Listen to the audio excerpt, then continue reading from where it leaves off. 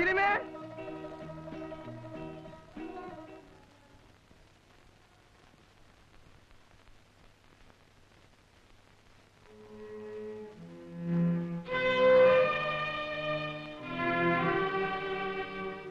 മോളെ നീലിമേ, നീലിമേ.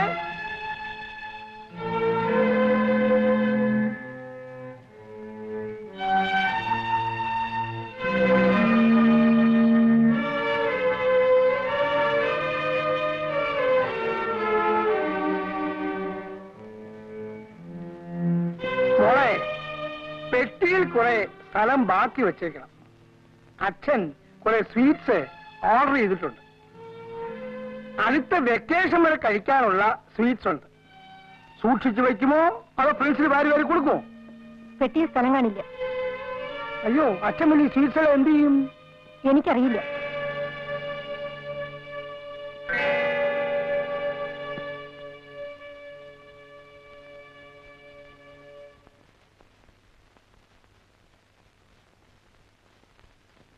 ചേച്ചി, രാവിലെ ഞാൻ പോണു. വീണ്ടും ആ ഹോസ്റ്റലിലേക്ക് കയറി ചെല്ലാൻ നാണം തോന്നുന്നുണ്ടാവും അല്ലേ? ഈ വീട്ടിൽ കഴിയുന്നതിനേക്കാൾ വലിയ നാണക്കേടൊന്നും അല്ലത്. അനിയത്തെ കാണാനാണെന്നും പറഞ്ഞ് ചേട്ടന് വീണ്ടും ഹോസ്റ്റലിൽ വരാമല്ലോ അല്ലേ? ചേച്ചി, ചേട്ടന് പുതിയ ഇരകളെ പിടിച്ചു കൊടുക്കാനുള്ള ഹോസ്റ്റൽ വാസം. മതി, അനാവശ്യം പറയരുത്. നേര് പറയുമ്പോൾ കേട്ടു നിൽക്കാൻ കുശരില്ല അല്ലേ?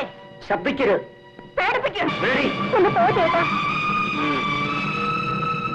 ചേച്ചി, പോ പുറത്ത്. ചേച്ചി, നിന്നോടാണ്.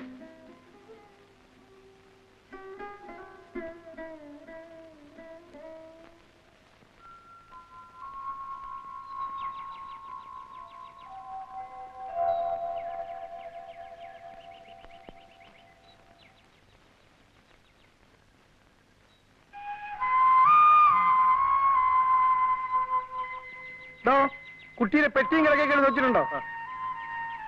മോള് പോയച്ചോ. അച്ഛൻ രാത്രി ഫോൺ ചെയ്യാം.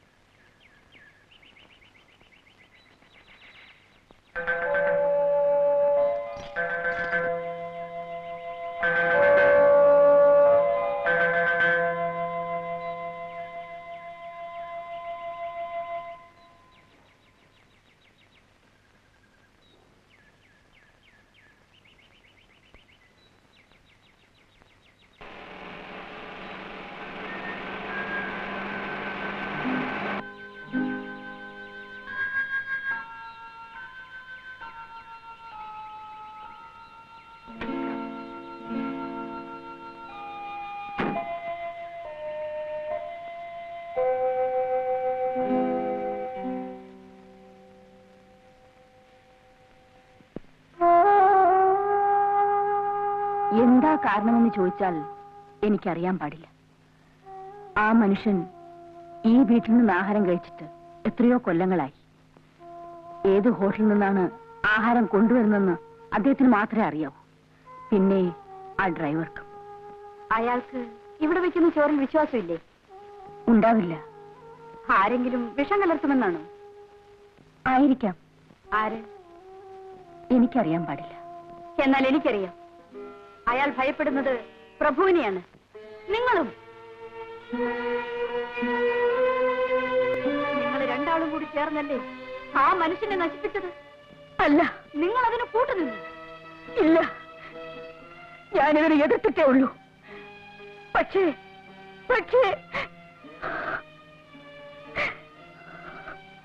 ഞാൻ നിസ്സഹായായിരുന്നു കുട്ടി. ഞാൻ മനസ്സിലായില്ല. ഭർത്താവ് മരിച്ചതോടുകൂടി എനിക്ക് ആരും ഇല്ലാതെയായി. എനിക്ക് അയാളെ പേടിയായിരുന്നു. അതയാൾ മുതലെടുത്തു. അയാൾക്ക് വേണ്ടിയിരുന്നത് സ്വത്ത് മാത്രമായിരുന്നു. അതെനിക്ക് അന്ന് മനസ്സിലായിരുന്നില്ല. നീലിമ ജനിച്ചതോടുകൂടി അതെനിക്ക് വ്യക്തമായി. പിന്നെ അയാളുടെ ഭയം എന്റെ മോനെ ആയിരുന്നു. അയാൾ അവനെ തളർത്തി, നേരെ നിന്ന് ചോദിക്കാൻ കരുത്തില്ലാത്തവനാക്കി. പണം വാരി കോരിക്കൊടുത്ത് അവനെ വഴിതിരിച്ചു വിട്ടു. കുഞ്ഞ് പാല്. കുഞ്ഞ് നല്ലവണ്ണം പഠിക്കണം കേട്ടോ. മോനെ, ടെക്സ്റ്റ് ബുക്കുകൾ മാത്രം വായിച്ച് പഠിച്ചതുകൊണ്ട് മനുഷ്യന് അറിവ് കിട്ടുകയില്ല. എന്താണോ നോക്കിക്കൊണ്ടിരിക്കുന്നത്?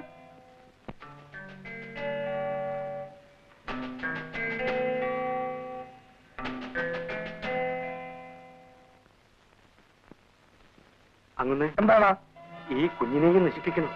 വേണമടാ, ഇവൻ കൂടി നശിച്ചു കിട്ടണമെന്നുള്ളത് എന്റെ ഭാവിയിൽ ആവശ്യമാണ്. ആ, പലതിനും സാക്ഷി എന്നവനാണ് ഞാൻ. ബാക്കി കൂടി കാണാൻ. മതി നിന്റെ ഉപദേശം, നിങ്ങൾ പോകാ. ഇവനെ കൂടെ നശിപ്പിക്കണം, അല്ലെങ്കിൽ പിന്നെ ഇതേവരെ എന്റെ മോൻ എന്നോട് മിണ്ടിയിട്ടില്ല.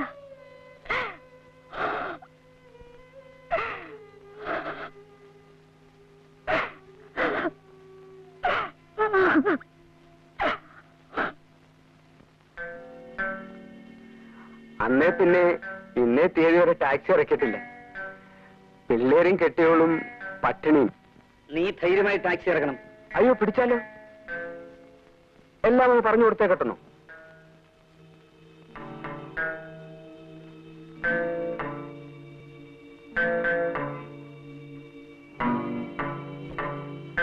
ഇതാ. അപ്പോ ഞാനിങ്ങോട്ട്. ആ.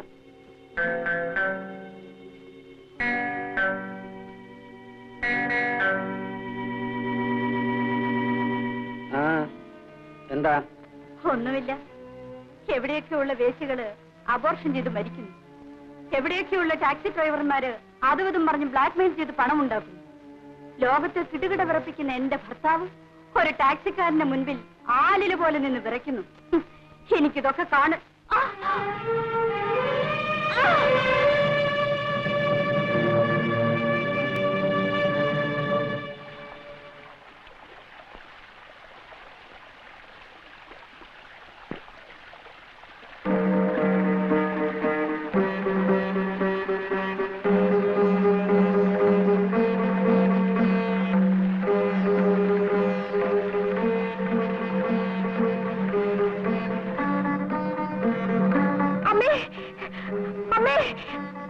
അയ്യോ, അമ്മേ, അമ്മേ, അമ്മേ, എന്ത് പറ്റി അമ്മേ? അമ്മേ, അയ്യോ, എന്ത് പറ്റി? എന്തോ ഒരു ശബ്ദം കേട്ട് ഞാൻ ഓടി വന്ന് നോക്കുമ്പോ അമ്മ ഈ കിടപ്പ. മിണ്ടാട്ടോ ഇല്ല, അനക്കോ ഇല്ല. അയ്യോ, അമ്മേ, അമ്മേ.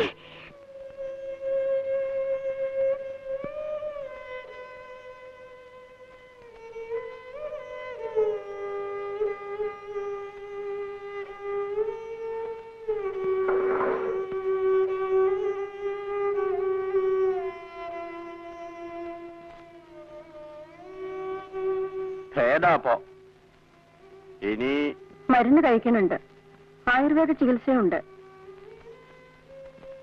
മതിയായില്ലേ തോന്നിയാസം കാണിക്കലേ? തോന്നിയാസങ്ങളും കാട്ടി തോന്നിയോനെ അങ്ങോട്ട് ജീവിക്ക. എന്താ തൃപ്തി ആയില്ലേ? അതിനിവിടെ ആരും തോന്നിവാസം കാണിച്ചില്ലല്ലോ.